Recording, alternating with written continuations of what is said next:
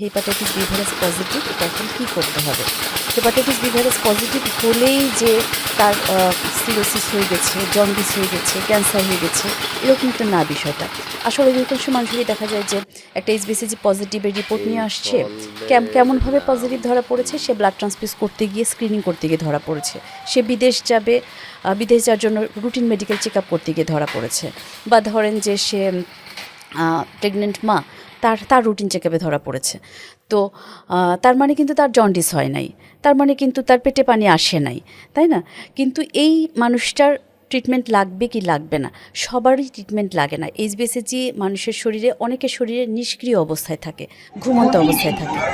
ঘুমন্ত বা নিষ্ক্রিয় অবস্থায় থাকলে এটা লিভারের কোনো ক্ষতি আসলে করতে পারে না, তাদের কোনো চিকিৎসাও লাগে না। আবার কারো কারো শরীরে জন্ডিস হয় নাই, কোনো প্রকার কোনো লক্ষণ নাই, তারপরেও কিন্তু ভাইরাসের সক্রিয় অবস্থায় থাকে।